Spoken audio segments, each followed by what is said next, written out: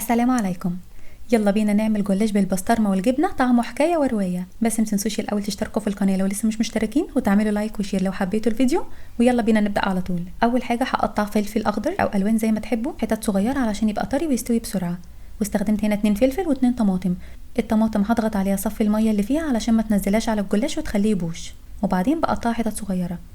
وبعدين هاخد كام شريحه بسطرمه اقطعها حتت صغيره، ولقيت كمان شريحتين جبنه تركي قلت وماله نحطهم بالمره، وشويه زيتون ومعلقه زعتر. اي حاجه نلاقيها نحطها وكله متداري جوه. وبعدين حطيت عليهم 3 معالق كبيره جبنه بيضه فيتا، وده اختياري بس انا حطيت علشان بتخلي الحشوه كلها تمسك في بعضها لما بنقطعها ما تقعدش تقع مننا. ونقلبهم مع بعض كويس. وبعد كده سيحت حوالي معلقتين ل3 معالق كبار من السمنه، وعليهم معلقتين كبار من الزيت. وعشان ادهن بيهم ممكن نستخدموا سمنه بس انا حطيت عليهم معلقتين زيت علشان الجو ساقع، فالسمنه هتجمد بسرعه وانا بدهن، فالزيت هيخليها سايله شويه لغايه لما اخلص. وبرده توفير للسمنه عادي يعني. بعد كده نحط الجلاش جوه كيس او فوطه علشان ما ينشفش مننا ويتكسر.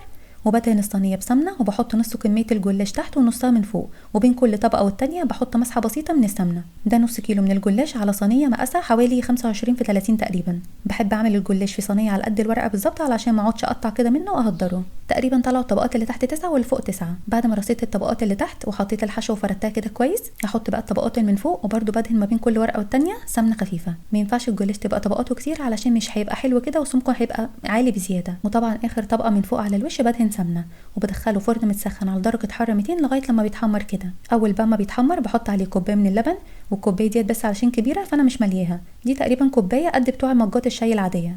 وبعدين بدخلها الفرن تاني لغايه لما بتشرب اللبن وتكمل سوا. في الخطوه دي مش بتاخد وقت خالص، نخلي بالنا علشان ما ينشفش مننا. وبعدين طلعته وحطيت عليه شويه موتزاريلا وفلفل الوان وزيتون وطماطم، ودخلته تاني علشان بس يسيح ويتحمر. ممكن نستغنى عن الخطوه دي ونكتفي بالحشو اللي جوه وبس لو مش حابين تحطوا حاجه على الوش. اوقات كتير بعمله كده من غير ما احط حاجه على الوش، بس لو موجود نحط تبقى حلوه قوي. وبس كده خلاص.